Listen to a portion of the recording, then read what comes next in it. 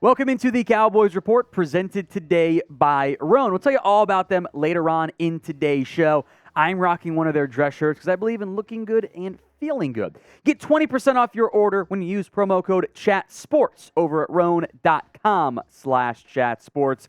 Big thank you to Roan for sponsoring today's fairly loaded Cowboys Report. Here's what's coming up. We kept adding more stuff because new things kept coming out. Always a good sign. Brandon McManus, many of you asking, will answer that question since he's been cut by the Broncos. Potentially cutting Kavontae Turpin, that's a rumor out there. Jake Ferguson as a breakout candidate, some UDFA contracts, and some OTA news. Those begin today. And yes, signing Adrian Peterson. Make sure you watch all the way through. I'm going to rant on that one. But first, if you want OTA winners, losers, and takeaways, coverage of that, help us out. Share today's video. We can do bonus videos for you guys throughout the week. Twitter, Facebook, you name it. Hit that share button right now. As we begin with the kicker situation, Brandon McManus has been cut by the Denver Broncos. Many surprised by that particular move, although, as we'll get into, maybe he's not the same player that the fantasy name recognition. I blame fantasy for people knowing kickers, frankly. Maybe not blame, but assign credit to. He hasn't missed much time in his NFL career. The problem is he was not good last year. Under 78% of his field goals made, 92.6% of his extra points. He does have a fantastically strong leg. Bones Fossil likes the Greg Zuerlein fix-em with the strong leg, a boost from that perspective. But McManus simply wasn't that good last year. He was only 77.8%. Looking more closely at these numbers individually here, he missed a kick inside of 30. He missed 2 inside of 40. Now, 2 of those were blocked. Sometimes that is the fault of the kicker, by the way. Did not miss from 40 to 49, and then missed several 50-plus. He has a strong leg, but his accuracy has waned over the years. But this does feel like a good fit for Bones Fossil. He has the big leg that John Fossil tends to prefer, and you could fix him by making him more accurate, although kickoffs don't appear to matter as much this upcoming year in light of a recent rule change.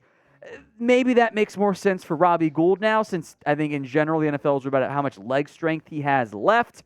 Other veterans, Mason Crosby, Ryan Suckup, we've talked about kickers in the past. McManus is a bigger name, and he was available now. And I think that does make sense at least some point for the Cowboys. Bring him in, see what he's got left. I doubt it's going to be Tristan Vizcaino here. So would you sign Brandon McManus? This is today's pinned comments. Yeah, I'll do another pinned comment on kickers. Kill me. Y for yes, N for no. If the ad break comes here on YouTube, take advantage of it. Head down there and let me know. Frankly, I am just fine with adding Brandon McManus. I have no complaints if they bring him in on what I assume is going to be a cheap one-year prove-it deal. Because Denver cut him with no other kickers. On the eve of OTAs, we don't want a kicker anymore. I actually wouldn't be shocked if Brett Maher ends up in Denver, by the way, given the Sean Payton ties from their time together in New Orleans. So the fact that a veteran kicker was dumped with no replacement on the roster means you cannot assume that Brandon McManus is a sure thing. I have no complaints if they sign him to a one-year deal, little to no guaranteed money, especially if they make him earn the job. It actually sounds great to me. But I'm also not going to be like, top 5 kicker. I'm not delusional from that perspective. So basically, as I've said many times before, adjust your expectations accordingly.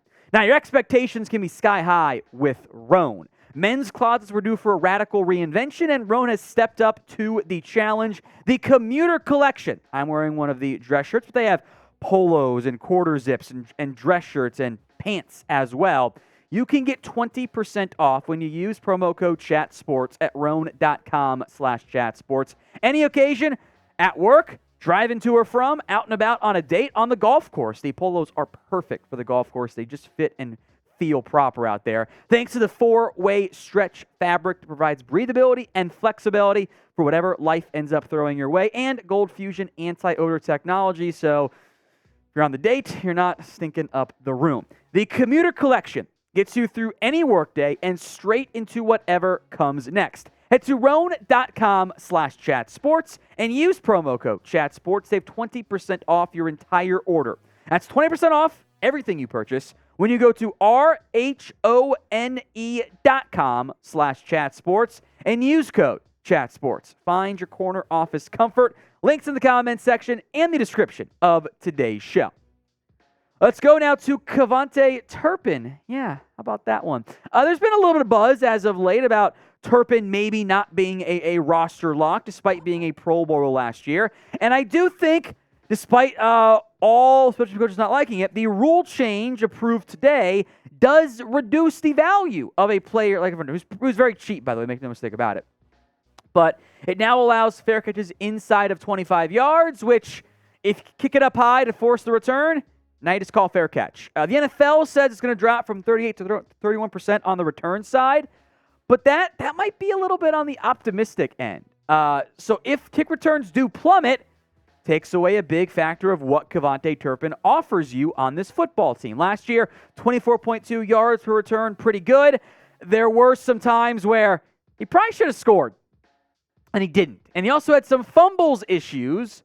3 fumbles on punt returns last year. 10.4 yards is pretty solid, but we peaked too early in that preseason game, unfortunately. Never quite lived up to our memes and jokes about Devin Hester, etc. But if you're figuring out the back end of your roster and you're not going to value kick returns, punt returns, etc. anymore as highly, Turpin has not yet offered you anything on offense. He had 1 catch for 9 yards, 3 carries for 17 yards. Can the new McCarthy-Schottenheimer-led regime get him going on offense, have him be a factor?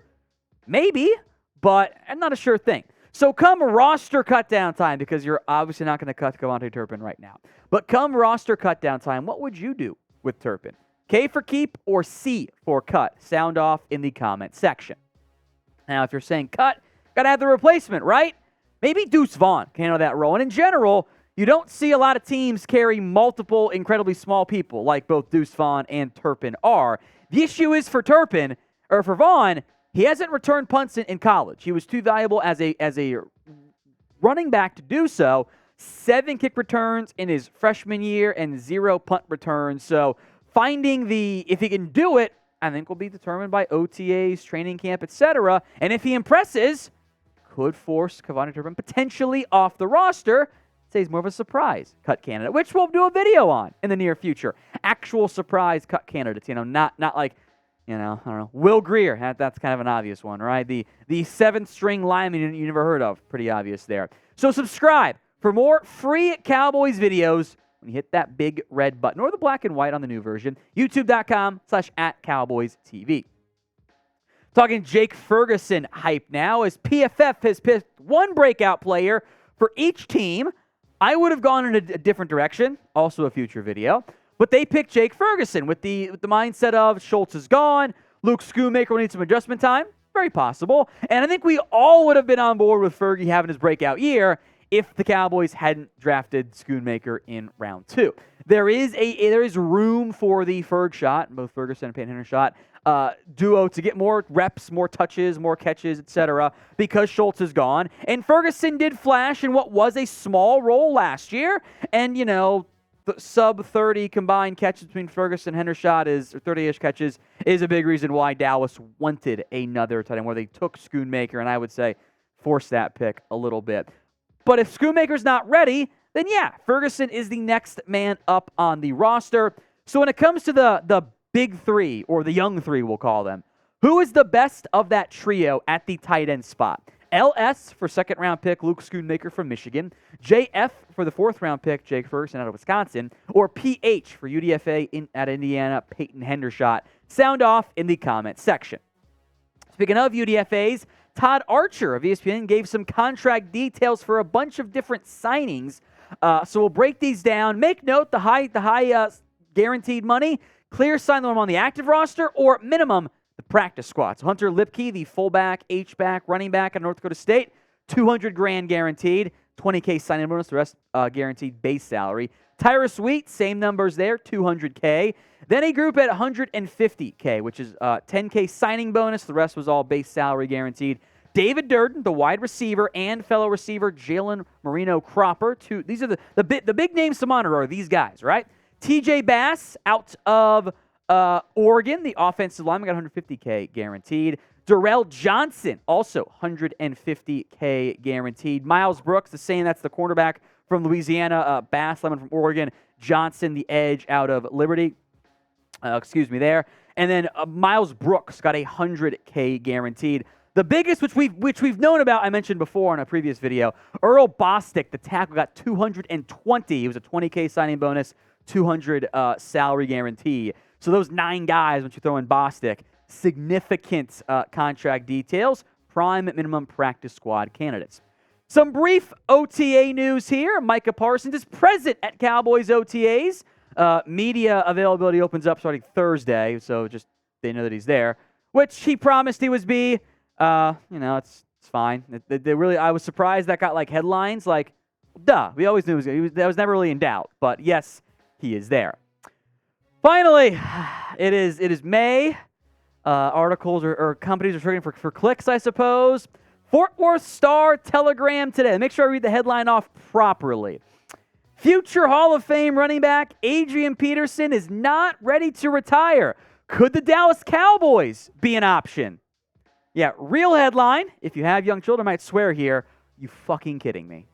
It is the year 2023 of our Lord, and we are doing complete articles, all behind a paywall, by the way, absolute clickbait, about Adrian Peterson. In the year 2023 of our Lord, he is cooked. Adrian Peterson is not an NFL player anymore. That is, I think it's some level, as a journalistic entity, which I don't really think we are. We're on YouTube.